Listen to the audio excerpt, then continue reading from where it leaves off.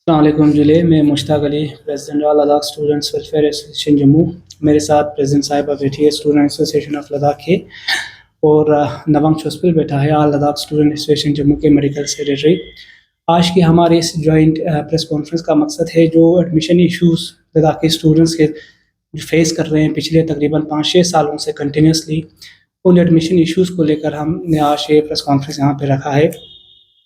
इस press conference का मकसद ये है कि कंटिन्यूसली तकरीबन 5-6 सालों से हम लोगों ने एडमिशन इश्यूज़ के regarding UT administration, district administration या लद्दाखी लीडरशिप हो, सबको हमने इन्फॉर्म किया था, लेकिन अभी तक ये एडमिशन इश्यूज़ जो है रिज़ॉल्व नहीं हुआ।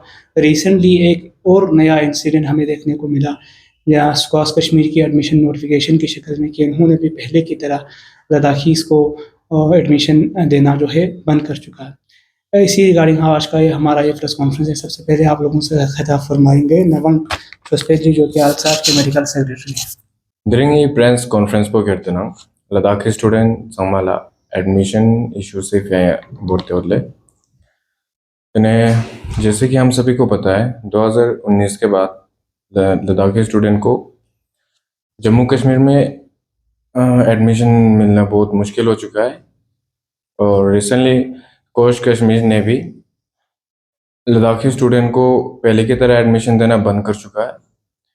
ये इश्यूज गुनास्तास्ते आज UT administration, district administration, LSDC yang ati leadership guna notice ang tangs pinle notice ang lep chuks pinle tene ko gunete issues po darung chukpa solve shingma sons le tene I issues gune jaste tu sama suffer shunil tenule. Assalamu alaikum. I'm Mahek Fatima, President Student Association of Ladakh Jammu Solj. मैं सभी higher authorities से request करना चाहती हूँ, जब तक लद्दाख में higher education के लिए सारी फैसिलिटीज़ कंप्लीट नहीं होती, सारे स्ट्रीम्स कंप्लीट नहीं आते, तब तक हमें जम्मू कश्मीर में जो हमारा रिजर्वेशन है वो हमें मिलना चाहिए और हायर एजुकेशन के लद्दाखी बच्चों को ज़्यादा सफ़र ना करना पड़े। एडमिशन इशू जो है वो तकरीबन पिछले 5-6 सालों से कंटिन्यूसली चलते आ रहे हैं। इन एडमिशन इश्यूज़ को हमने कई बार जो है यूटी एडमिनिस्ट्रेशन हो या डिस्ट्रिक्ट एडमिनिस्ट्रेशन हो, जैसे काउंसिल्स हो, चाहे मेंबर ऑफ़ पार्लियामेंट हो, जहाँ इवन कि हम लोगों ने एडमिशन के इश्यूज़ को जम्मू कश्मीर गवर्नमेंट तक हमने उठाया था, लेकिन स्टूडेंट एसोसिएशन के पास सिर्फ इतनी ताकत होती है कि वो स्टूडेंट्स के इश्यूज़ को आगे तक या कंसर्न अथॉरिटीज़ तक जो है रेस करें। उसके बाद उन इश्यूज़ को रिजॉल्व करना हमारे हाथ में नहीं होता।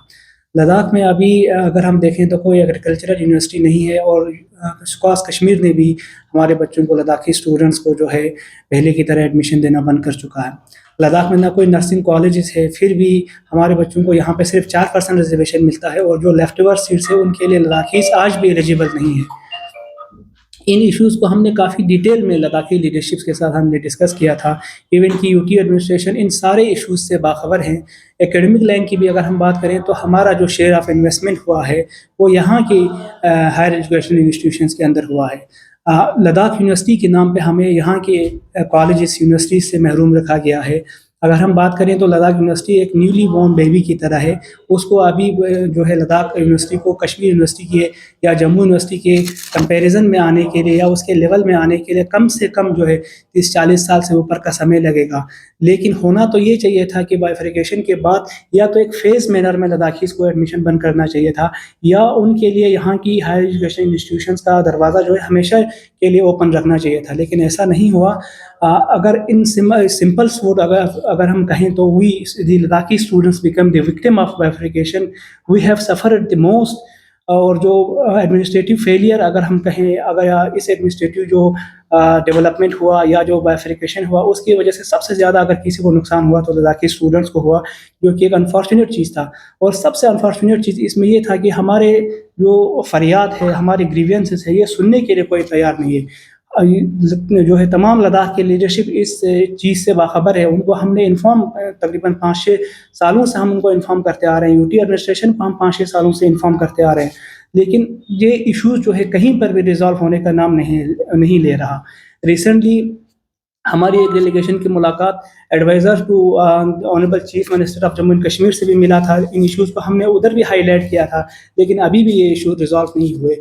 अभी स्टूडेंट्स के पास जो है मीडिया के सामने आके इन इश्यूज़ को बताने के अलावा या प्रोटेस्ट करने के अलावा कोई और रास्ता नहीं रहता। हम कभी भी प्रोटेस्ट जैसी चीज़ों को सपोर्ट नहीं करते, लेकिन तकरीबन 5 से 6 साल हो चुके हैं कि ये इश्यूज़ ऐसे के ऐसे ही हैं, अभी तक जो है रिज़ॉल्व नहीं हो रहा। स्टूडेंट्स की तरफ से बार-बार हमें शिकायत आते हैं कि हमें यहाँ पे एडमिशन नहीं मिल रहा। वो लोग हमें बोलते हैं कि हाँ, आप आवाज़ नहीं उठाते, लेकिन कंटिन्यूअसली हमारे पास विदिन रिकॉर्ड्स है सारी चीज़ें कि हमने जो लेटर्स जो अथॉरिटीज़ को लिखा है, अथॉरिटीज़ के साथ जो हमारी बातचीत हुई है, अब उन सारों का हमारे पास प्रूफ है, लेकिन फिर भी ये इश्यूज़ जो है रिज़ॉल्व नहीं हो रहा। अगर आने वाले टाइम के अंदर प्रोटेस्ट होना है इन इश्यूज़ को लेकर, तो इसका ज़िम्मेदार यूटी एडमिनिस्ट्रेशन रहेगा, इसका जो है ज़िम्मेदार एलएचडीसी काउंसिल्स रहेगा, इसका ज़िम्मेदार जो है लद्दाखी जो है लीडरशिप रहेगा। तो हमारे लद्दाख के हायर एजुकेशनल जो इंफ्रास्ट्रक्चर है या इंस्टीट्यूशंस है, वो अभी डेवलपिंग मोड में हैं। जब तक वो पूरी तरीके से डेवलप नहीं होता, हमें यहाँ के कॉलेजेस में, यहाँ की यूनिवर्सिटीज़ में एडमिशन मिलना चाहिए था, जो कि एक अनफॉर्चुनेट चीज़ है कि हम लोगों को नहीं मिल रहा। और इसीलिए मजबूर होकर स्कॉस कश्मीर की इस इंसिडेंट के बाद भी जो है हम लोग मजबूर होकर हम लोगों ने मीडिया का रुख किया, और हमें उम्मीद है कि ये इश्यूज़ जल्दी रिज़ॉल्व होंगे। और आने वाले टाइम में जो है विदिन अ वीक या अगर जो है इन इश्यूज़ अगर ये रिज़ॉल्व नहीं होते, तो स्टूडेंट्स जो है प्रोटेस्ट करने के लिए वो मजबूर होंगे।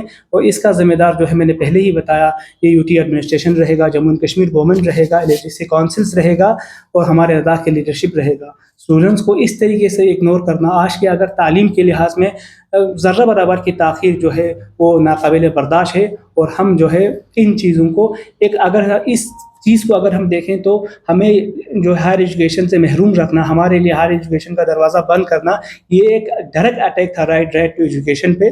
और हम जो है इस चीज़ का मज़म्मत करते हैं।